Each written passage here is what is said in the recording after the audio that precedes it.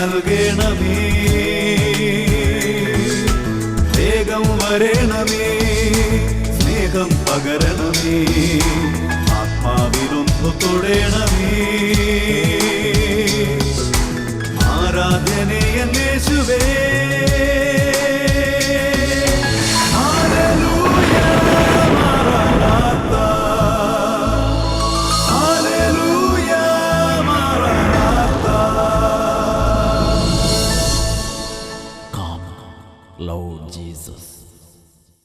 Hallelujah, hallelujah. യേശുവേ ആരാധന, യേശുവേ ആരാധന.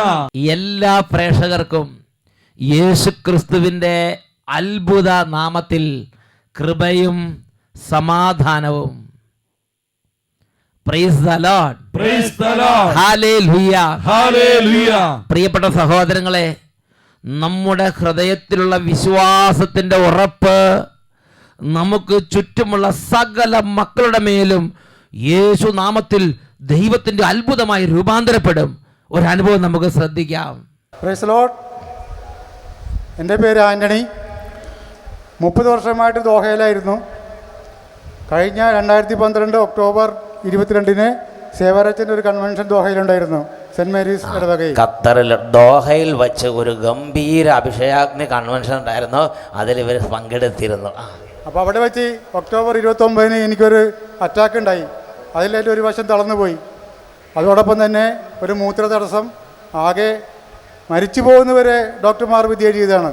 അങ്ങനെ എൻ്റെ സ്നേഹിതന്മാരെല്ലാവരും, ആ ഇടവകയിലുള്ള എല്ലാവരും ഈ കൺവെൻഷനിൽ പങ്കെടുത്ത് എനിക്ക് വേണ്ടി അച്ഛനും പ്രത്യേകം സമർപ്പിച്ച് പ്രാർത്ഥിച്ചു. മരണത്തിൻ്റെ വക്കത്തെത്തിയ സമയമായിരുന്നു. ആ സമയത്ത് അങ്ങോട്ട് പ്രാർത്ഥിച്ചു.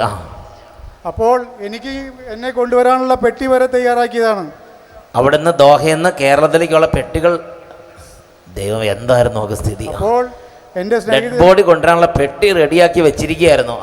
അതുമായി നമ്പറൊക്കെ എഴുതി പേരൊക്കെ എഴുതി തയ്യാറാക്കി. അതായത് ഫ്ലൈറ്റിൽ കൊണ്ടുവരണേ, വിമാനത്തിൽ ഇങ്ങോട്ട് കൊണ്ടുവരണം. അതിന് കൃത്യം നമ്പറൊക്കെ ഇട്ട് ഒക്കെ റെഡിയാക്കി. അപ്പോൾ അന്ന് രാത്രി രോഗശാന്തി ശുശ്രൂഷയ്ക്ക് അച്ഛൻ്റെ കൺവെൻഷനിൽ പങ്കെടുത്തതിൽ 97 പേർ നേഴ്സുമാരായിരുന്നു. അതിൽ എനിക്ക് സ്റ്റാൻഡ് ബൈ നിന്ന നേഴ്സ് എനിക്ക് വേണ്ടി പ്രത്യേകം പ്രാർത്ഥിച്ചു. ഈ സഹോദരന് വേണ്ടി പരിചരണം നടത്തിയിരുന്ന നേഴ്സ് അവിടുന്ന് ഹോസ്പിറ്റലിൽ നിന്ന് വന്ന് ആ ഒരു പ്രത്യേക ശുശ്രൂഷയിൽ പങ്കെടുത്തങ്ങ് പ്രാർത്ഥിച്ച്. അപ്പോൾ എനിക്ക് മൂത്രം പോകാതെ വിഷമിച്ച് കിടക്കുന്ന അവസ്ഥയായിരുന്നു. അപ്പോൾ അച്ഛൻ അവിടെ നിന്നൊരു വെള്ളം വെഞ്ചരിച്ചൊരു കുപ്പിയിൽ കൊടുത്തു. അങ്ങനെ ആ നേഴ്സ് ആ വെള്ളം എനിക്ക് അന്ന് രാത്രി തന്നെ എൻ്റെ പക്കലെത്തിച്ചു. എന്നോട് പറഞ്ഞ് തലയിൽ പുരട്ടാൻ പറഞ്ഞു. അപ്പോൾ മൂത്രം പോകാത്ത ആ അവസ്ഥയിൽ ഞാൻ വെള്ളം തലയിൽ പറ്റാത്തുന്നില്ല, ആ വെള്ളം ഞാൻ അങ്ങനെ കുടിച്ചു. ദൈവമേ, അങ്ങനെ എന്നെ നേഴ്സ് ബാത്റൂമിൽ കൊണ്ടുപോയി. അപ്പോൾ നേഴ്സ് ഒരു കാര്യം പറഞ്ഞു, മൂത്രമൊഴിക്കാൻ തോന്നിക്കഴിഞ്ഞാൽ പാൻറ്റിന് സിബ് അഴിക്കാൻ നിൽക്കണ്ട, അപ്പോഴേക്കും മൂത്രമൊഴിച്ച് പോണേ പോയിക്കോട്ടെ എന്ന് പറഞ്ഞു. ഞാൻ പറഞ്ഞു, ഇനി മൂത്രം ഒരു കാരണവശാലും തടസ്സപ്പെടില്ല, എൻ്റെ വെള്ളം എൻ്റെ എല്ലാ നാഡീസന്ധികളും തുറന്നിരിക്കുകയാണ്. അങ്ങനെ യേശുവേ വിശ്വാസം. അപ്പോൾ ഫിലിപ്പൈൻ സ്വദേശിയ നേഴ്സ് പറഞ്ഞു, അച്ഛൻ പ്രത്യേകം പറഞ്ഞു, എല്ലാ രോഗങ്ങൾക്കും ശമനം ലഭിക്കുവാനുള്ള വെള്ളമാണ് ഞാൻ ശുശ്രൂഷ വന്നിരിക്കുന്നത്. ഇത് ആർക്ക് കൊടുത്താലും അവർ രോഗസൗഖ്യം പ്രാപിക്കും. അപ്പോൾ എന്നേക്കാൾ വിശ്വാസം ആ നേഴ്സിനായിരുന്നു. നേഴ്സ് പറഞ്ഞു, ചേട്ടൻ വിഷമിക്കട്ടാ, ചേട്ടൻ ജീവനോടെ നാട്ടിലേക്ക് പോകും. ഈ നമ്പറിട്ട പെട്ടി ഇവിടെ വെറുതെ ഇരിക്കും, ചേട്ടൻ വേറെ ഫ്ലൈറ്റിൽ കയറി പോകും. അങ്ങനെ ആ വെള്ളം ഞാൻ കുടിച്ചു. അന്ന് മുതൽ ഒരു തടസ്സമില്ലാതെ മൂത്രം പോകാൻ അന്നേക്കന്ന് ആ രാത്രി തന്നെ മൂത്രമൊഴിച്ച് മുതൽ ഇന്ന് വരെ ആ മൂത്രത്തിന് തടസ്സം ഉണ്ടായിട്ടില്ല. കർത്താവ് പിന്നെ ആരോഗ്യം അടിക്കടി ഇമ്പ്രൂവ്മെന്റ് ആക്കി എന്നെ നോർമലായി അങ്ങോട്ട് മാറി. ഇന്ന് ഇതാ ആ പെട്ടി അവിടെ ഇരിപ്പുണ്ട്. ആള് വേറെ ഫ്ലൈറ്റിൽ കയറി ഇവിടെ വന്ന് ആ പെട്ടി നമ്പർ, എൻ്റെ പേരും എൻ്റെ നമ്പറും ഉണ്ട് ആ പെട്ടിമേൽ, പേര് നമ്പർ എഴുതി വെച്ചിരിക്കുക. അപ്പോൾ അച്ഛൻ അന്ന് പറഞ്ഞു, നാട്ടിലെപ്പോഴെങ്കിലും വരുമ്പോൾ ഗൾഫിലുള്ള എൻ്റെ ജീവിക്കുന്ന സാക്ഷിയായിട്ട് വരണം, സാക്ഷ്യം പറയണമെന്ന്. അങ്ങനെ ജീവനോടെ ഞാൻ ഈ വേദിയിൽ നിന്ന് സാക്ഷ്യം പറയുകയാണ്. മരിച്ച ആളല്ല, ജീവിച്ച ആളല്ല, ജീവനോടെ ഇരിക്കുന്നു. ഞങ്ങളുടെ ദോഹ ഇടവകയിൽ ലഭിച്ച ഏറ്റവും വലിയ അനുഗ്രഹമായിരുന്നു ഒക്ടോബർ 22. മരണത്തിൽ നിന്ന് ഒരാളെ പിടിച്ച് തിരിച്ചു കൊണ്ടുവന്ന് സ്റ്റേജ് കൊണ്ട് നിർത്തി ജീവനോടെ വന്നു. കൈകൾ ഉയർത്തി ശക്തിയോടെ കൈയടിച്ചേ. ഓ, ഇന്നും കർത്താവ് അത്ഭുതങ്ങൾ ചെയ്യുന്നു. അത്ഭുതങ്ങൾ തീർന്നിട്ടില്ല. ഓ, വിടുതൽ വിടുതൽ വിടുതൽ. അത്ഭുതങ്ങൾ തീർന്നിട്ടില്ല, അടയാളങ്ങൾ തോർന്നിട്ടില്ല കാലത്തിൽ ഈ ലോകത്തിൽ. അത്ഭുതങ്ങൾ തീർന്നിട്ടില്ല, അടയാളങ്ങൾ തോർന്നിട്ടില്ല കാലത്തിൽ ഈ ലോകത്തിൽ. ദൈവശക്തി കുറഞ്ഞിട്ടില്ല, ദൈവത്തിൻ കൈതാന്നിട്ടില്ല ലോകത്തിൽ ഈ കാലത്തിൽ. ദൈവശക്തി കുറഞ്ഞിട്ടില്ല, ദൈവത്തിൻ കൈതാന്നിട്ടില്ല ലോകത്തിൽ ഈ കാലത്തിൽ. ഹല്ലേലൂയ, ഹല്ലേലൂയ, യേശുവേ ആരാധന, യേശുവേ ആരാധന. ഈ നിമിഷങ്ങളിൽ എഴുന്നേറ്റ് നിന്ന് നമുക്ക് എല്ലാവർക്കും പ്രാർത്ഥിക്കാം. പ്രിയപ്പെട്ട സഹോദരങ്ങളെ, ആരെങ്കിലും ഇനി ചേരാനുണ്ടെങ്കിൽ അവരെല്ലാം കൂട്ടായ്മയിലേക്ക് വിളിച്ചു ചേർക്കുക. ഇപ്പോൾ 2 കരങ്ങൾ ഉയർത്തി സ്തുതിക്കാൻ പോവുകയാണ്. ഇതേപോലെ യേശു പ്രകടമായി നമ്മുടെ കുടുംബങ്ങളിൽ, നമ്മുടെ കുടുംബത്തിലുള്ള രോഗികളിൽ, ഇപ്പോൾ നിങ്ങൾ എവിടെയാണ് നിൽക്കുന്നത്, അവിടെ വിഷമത്തിലും ക്ഷീണത്തിലുള്ള കുടുംബാംഗങ്ങളുണ്ടെങ്കിൽ അവരുടെ മേൽ വലിയ ശക്തിയോടെ, സ്വർഗത്തിൻ്റെ വലിയ ശക്തിയോടെ യേശു ക്രിസ്തുവിൻ്റെ അത്ഭുതമായ ആഗമനം ഉണ്ടാകുന്ന സമയമാണിത്.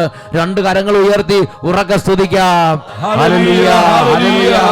ഓ യേശു, ഓ സർവശക്തനായ കർത്താവ്, കൂടെ നടക്കുന്നവൻ, കൂടെ ഇരിക്കുന്നവൻ, നിലവിളി കേൾക്കുന്നവൻ, ഹൃദയങ്ങളുടെ ഇംഗിതങ്ങളെ അറിയുന്നവൻ, മനപ്രയാസങ്ങൾ അറിയുന്നവൻ, സങ്കടങ്ങൾ അറിയുന്നവൻ, എന്റെ കർത്താവായ യേശു എന്റെ കൂടെ കൂടെ ഉണ്ടല്ലോ. Hallelujah, hallelujah. യേശുവേ, യേശുവേ, യേശുവേ, യേശുവേ, യേശുവേ.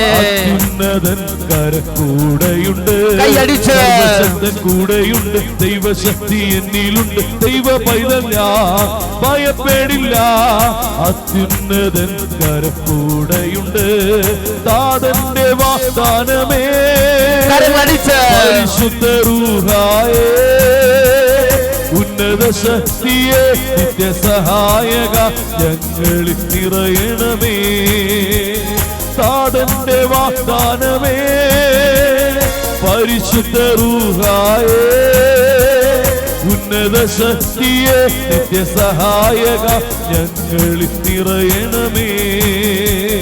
സർവശക്തൻ കൂടെയുണ്ട്, ദൈവശക്തി എന്നിലുണ്ട്, ദൈവ പൈതൽ ഞാൻ ഭയപ്പെടില്ല. അത്യുന്നതൻ കരക്കൂടെയുണ്ട്. കർത്താവേ, ഇന്ന് ഈ സമൂഹത്തിൽ അങ്ങയുടെ അത്ഭുതമായ കൃപ വർഷിക്കണമേ കർത്താവേ. അങ്ങയുടെ അത്ഭുതകരമായ അഭിഷേകം വർഷിക്കണമേ കർത്താവേ. അങ്ങയുടെ ഉണർവ് വർഷിക്കണമേ കർത്താവേ. ഈ സമൂഹത്തെ അവിടുന്ന് ഇപ്പോൾ സന്ദർശിക്കണമേ കർത്താവേ. തളർന്നവരെ അവിടുന്ന് ഉണർത്തണമേ കർത്താവേ. പ്രവാചകന്മാരുടെ കൂടെ നടന്നതുപോലെ, സ്ലീഹന്മാരുടെ കൂടെ നടന്നതുപോലെ, അങ്ങ് തെരഞ്ഞെടുത്ത അങ്ങയുടെ പൂർവ്വ പിതാക്കന്മാരുടെ കൂടെ നടന്നതുപോലെ, ഓ ഇപ്പോൾ ഈ സമൂഹത്തെ അനുഗ്രഹിച്ച് ഉണർത്തണമേ. Hallelujah, hallelujah. അഭിഷേകമായി നിറഞ്ഞിടട്ടെ, കൈയടിച്ച് അത്യുന്നത ശക്തി അഭിഷേകമായി നിറഞ്ഞിടട്ടെ. മുന്നിൽ കാർമലിൻ മുകളിൽ അഗ്നിയായി ഇറങ്ങിയ ആത്മശക്തി, പാലിനു മുന്നിൽ കാർമലിൻ മുകളിൽ അഗ്നിയായി ഇറങ്ങിയ ആത്മശക്തി. കൈ ഉയർത്തി കൈയടിച്ച് വാഗ്ദാനമേ പരിശുദ്ധ റൂഹായേ, അത്ഭുത ശക്തിയെ നിത്യസഹായക ഞങ്ങളിൽ നിറയണമേ. താതന്റെ വാഗ്ദാനമേ പരിശുദ്ധ റൂഹായേ, ഉന്നത ശക്തിയെ നിത്യസഹായക ഞങ്ങളിൽ നിറയണമേ, ഞങ്ങളിൽ നിറയണമേ, ഞങ്ങളിൽ നിറയണമേ. 2 കരങ്ങൾ ഉയർത്തി എല്ലാ മക്കളും ഉറക്കെ സ്തുതിക്കുന്നു.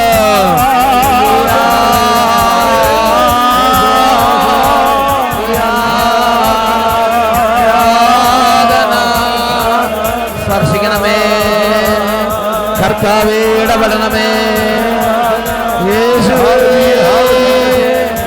യേശുവേ.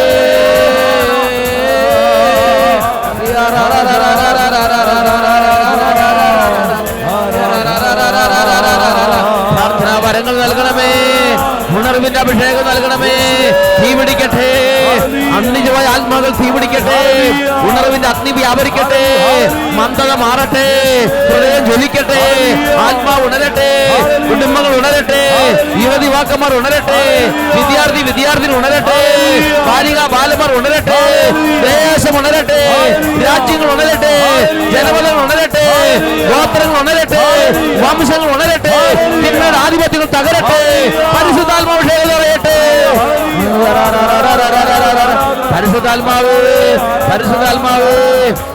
പരിശുദ്ധാത്മാവേ നിറയണമേ നിറയണമേ നിറയണമേ നിറയണമേ പരിശുദ്ധാത്മാവേ. Hallelujah hallelujah.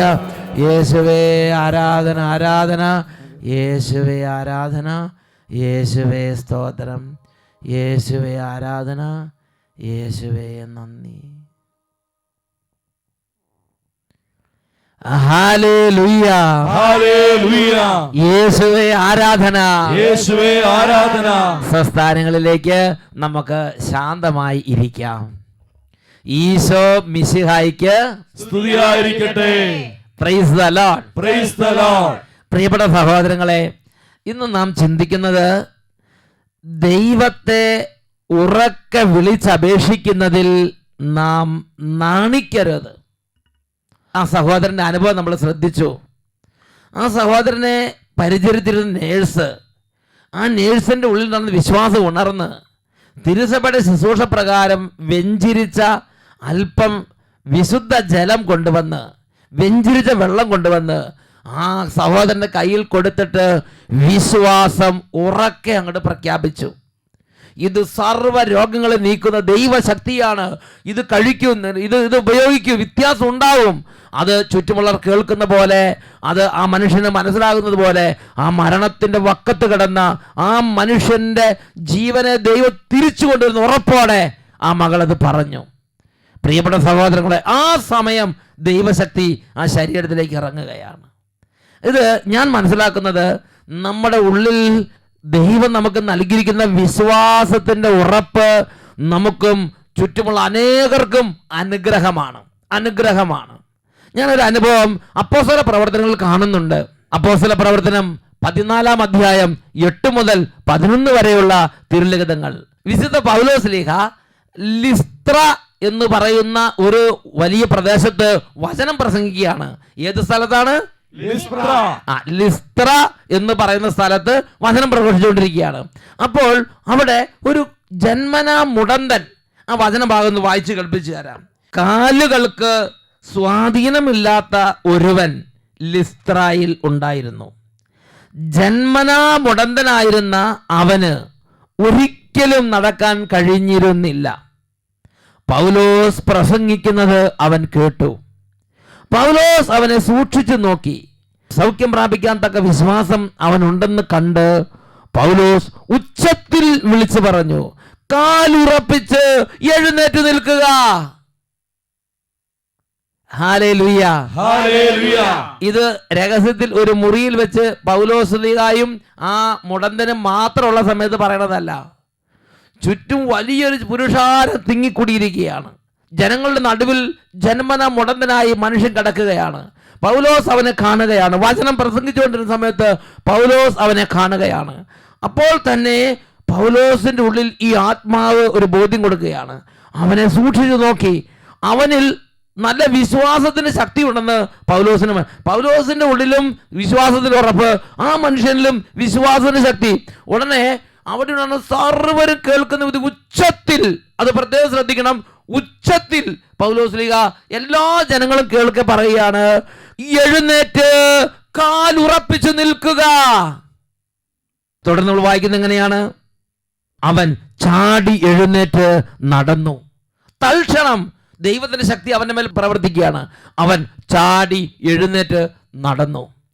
പ്രിയപ്പെട്ട സഹോദരങ്ങളെ, ഉടനെ അവിടെ ഉണ്ടായിരുന്ന ആളുകളെല്ലാം കൂടെ കൂടി, ഇത് അവരുടെ ജീവിതം ആദ്യം കാണും ഇങ്ങനത്തെ ഒരു സംഭവം.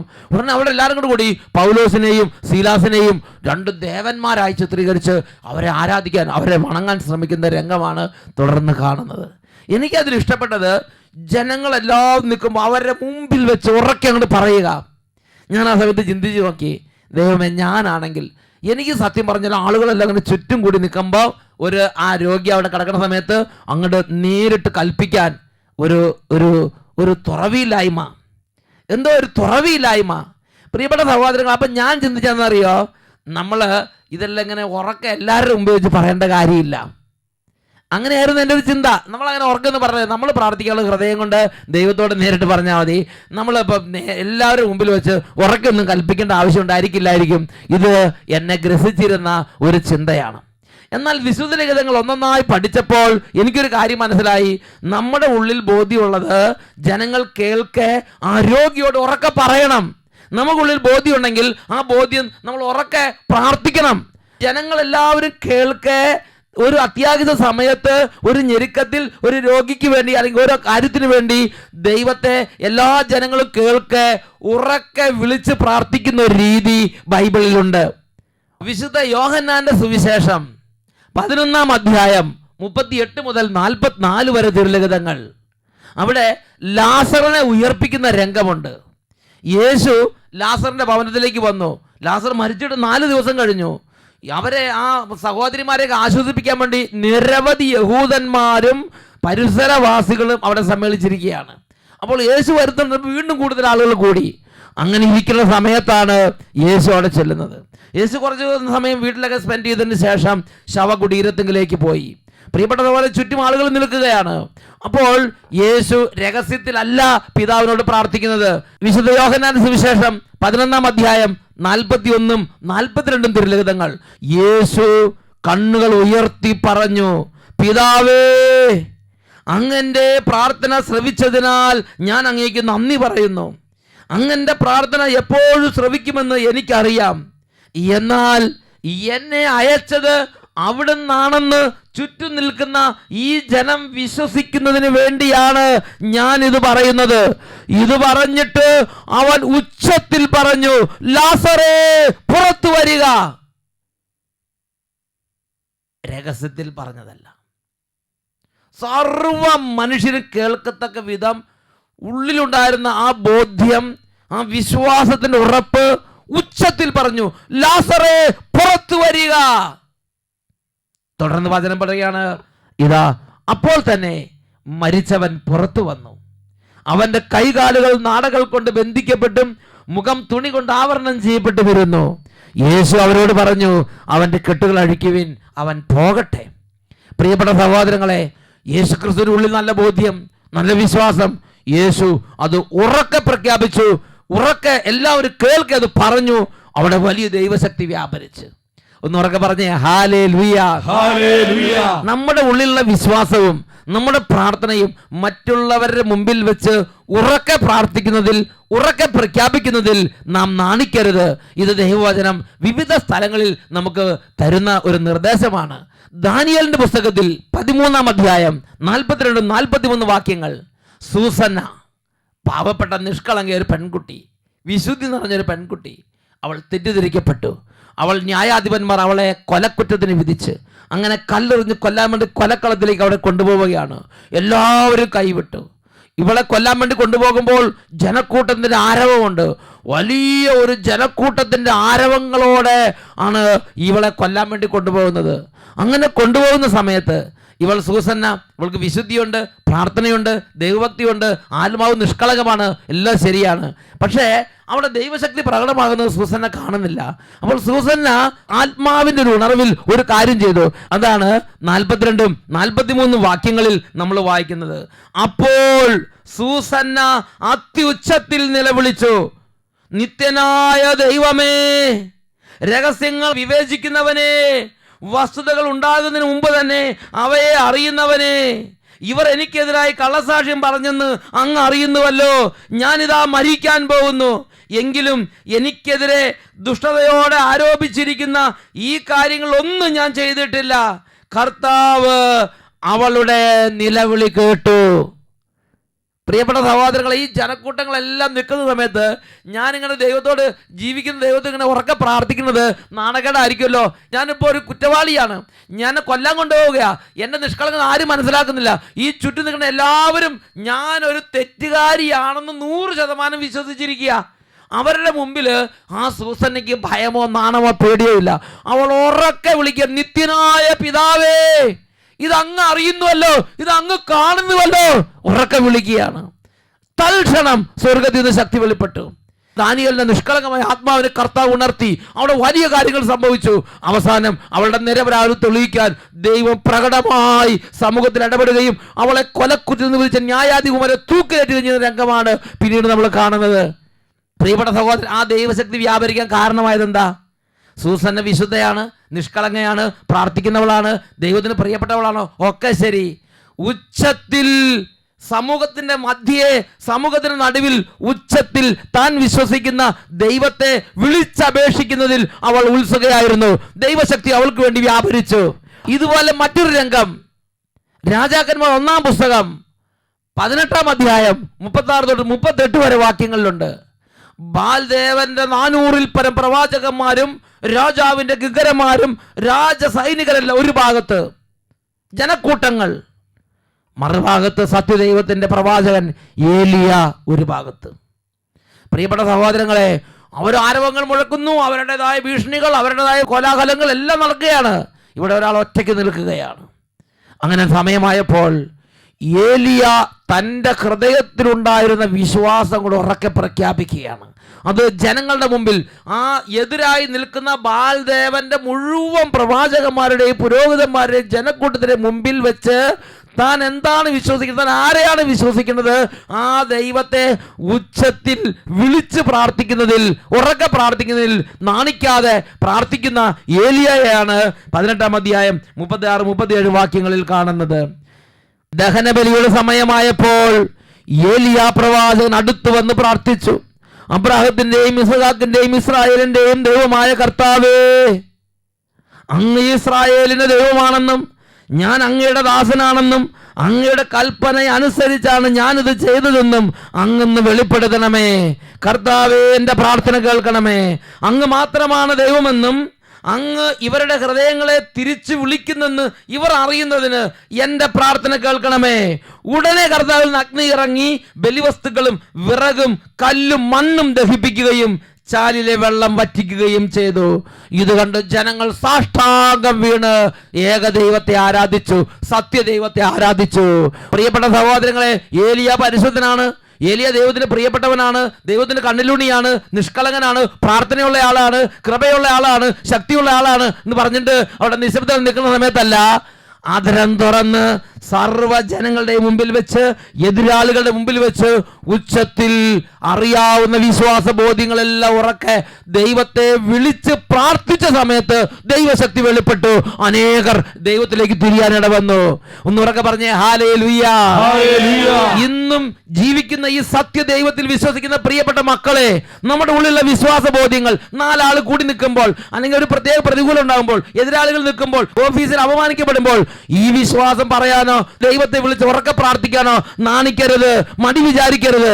ദൈവശക്തി ഇറങ്ങാൻ അങ്ങനെ ചെയ്യണത് നല്ലതാണെന്ന് തിരുവചനം നമുക്ക് ബോധ്യം തരികയാണ്. നമുക്ക് എല്ലാവർക്കും എഴുന്നേറ്റ് നിൽക്കാം. പ്രിയപ്പെട്ട സഹോദരങ്ങളെ, നമുക്കെല്ലാവർക്കും ഈ ഒരു ബുദ്ധിമുട്ടുണ്ട്. 4 ആൾ കൂടി നിൽക്കുമ്പോൾ ഉറക്കെ പ്രാർത്ഥിക്കാൻ, 4 ആൾ കൂടി നിൽക്കുമ്പോൾ വിശ്വാസ ബോധ്യം അനുസരിച്ച് സർവശക്തനായ ദൈവത്തെ വിളിച്ച് പ്രാർത്ഥിക്കുന്നതിൽ ഒരു മടി, ഒരു നാണം. ഈ നിമിഷങ്ങളിൽ പരിശുദ്ധമായി എഴുന്നള്ളിച്ച് വെച്ച് ആ ഒരു തിന്മ, ആ ഒരു തടസ്സം, ആ ഒരു ബന്ധനം വിട്ടുമാറാൻ വേണ്ടി ഇപ്പൊ നമുക്ക് പ്രാർത്ഥിക്കാം.